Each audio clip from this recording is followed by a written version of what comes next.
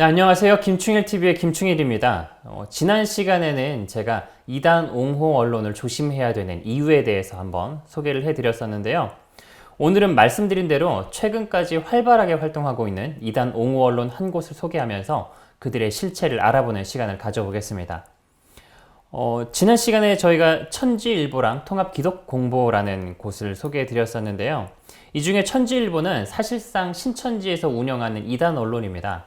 지금까지 자신들이 직접 운영한 곳이 아니라고 부정하고 있지만 과거 국민일보 기사들을 보면 신천지에서 운영하는 단체라는 것에 대한 확실한 증거들을 확인하실 수가 있습니다.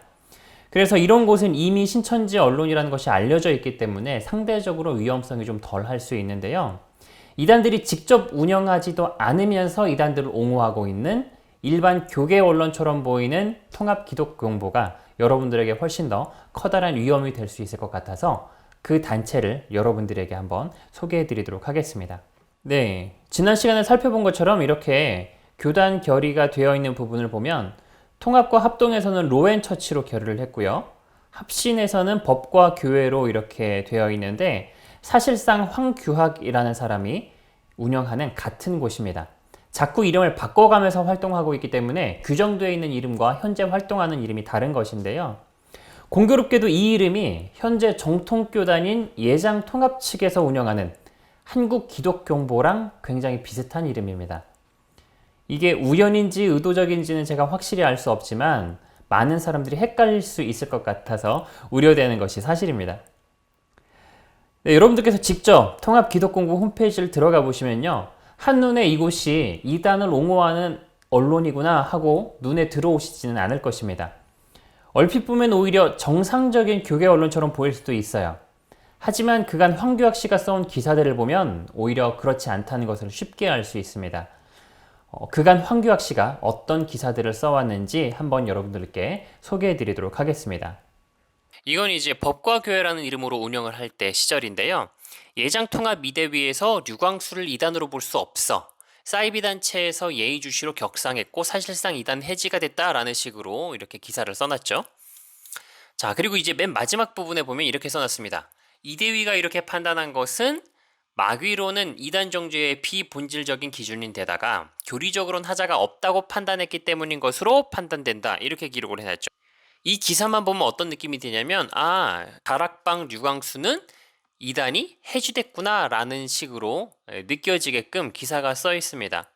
그런데 여러분 교단 결의 보시면 여전히 통합 측에서도 사이비성이다 라고 되어 있는 것을 보실 수가 있고요. 그리고 통합뿐만 아니라 고신, 고려, 합동, 기성, 기침, 기간 거의 모든 교단에서 류광수 다락방은 이단으로 규정해 놓은 것을 볼 수가 있습니다. 다른 교단에서 이단으로 규정한 것에 대해서는 아무 말도 하지 않고 그냥 예장통합이대위에서 예의주시라고 규정한 것 이거 하나만 가지고서 사실상 이단이 해지됐다는 식으로 이렇게 기사를 써놓은 거죠. 교리적으로 하자가 없다고 판단했기 때문인 것으로 판단된다라는 이 말 자체가 예장통합에서 이렇게 판단을 했다는 게 아니고요. 이렇게 판단했다라고 자신의 의견을 적어놓은 거예요. 마치 예장통합에서 이렇게 판단해서 이단을 해제해 준 거다라는 식으로 적어놓은 거죠. 비슷한 시기에 쓴 또 다른 기사를 또 한번 제가 읽어보도록 하겠습니다. 이 기사 제목은요. 김기동 목사의 축기, 류광수 목사의 사단 결박이 왜 이단인가 이런 제목이에요. 축기나 사단 결박은 예수사역의 실현이다. 이런 부제목을 가지고 기사를 적어놨습니다. 일단 제목만 보더라도요. 김기동 목사와 류광수 목사는 전혀 문제되지 않는 곳이다. 이런 내용으로 기사를 작성했다라는 게 좀 보이시죠?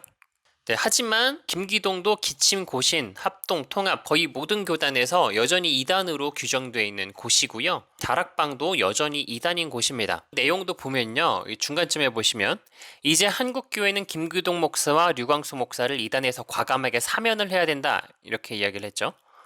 그리고 맨 아래쪽에서도 보면은 이제 한국교회는 고인이 되었거나 이선으로 후퇴하고 회개하고 교정하며 사도신경 고백을 하고 귀신론이나 사단결박 같은 비본질적인 기준으로 억울하게 이단으로 정죄된 자들과 그리스도의 이름을 선포하는 자들에 대해서는 과감하게 사면을 선포해야 될 것이다. 이런 내용의 기사를 적어놨습니다.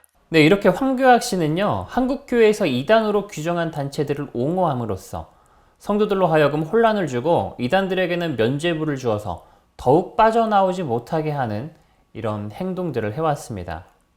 이것뿐만 아니라 교계와 이단 사역자들을 향한 악의적인 비판을 일삼아 왔는데요. 이것도 몇 가지 한번 살펴보도록 하겠습니다.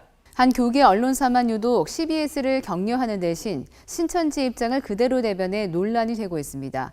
CBS를 비롯한 한국교회 전체가 신천지와 싸움을 벌이고 있는 와중에 다른 길을 걸어가는 교계 언론사가 있습니다. 바로 황교악 씨가 운영하는 법과 교회라는 인터넷 언론사입니다.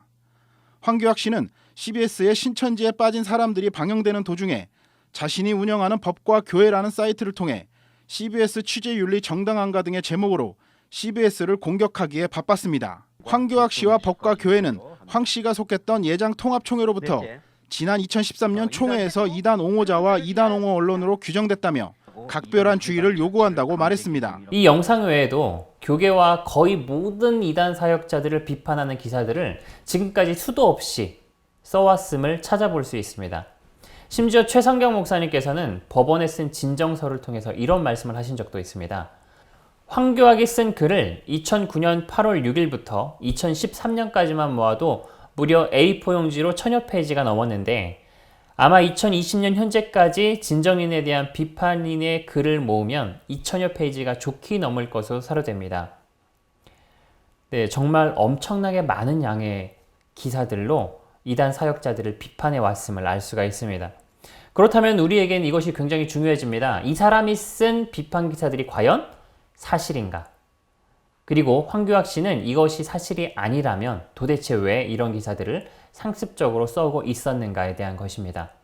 다음 시간에는 황교악 씨가 쓴 이런 기사들에 대한 사실 여부를 한번 확인해 보고, 그리고 황교악 씨는 교회들의 권위를 떨어뜨리고 성도들로 하여금 교회를 불신하게 만드는 이런 기사들을 도대체 왜 써왔는지 한번 알아보는 시간을 가져보도록 하겠습니다. 네, 김충일TV의 김충일이었습니다. 다음 시간에 예고드린 컨텐츠로 찾아뵙도록 하겠습니다. 감사합니다.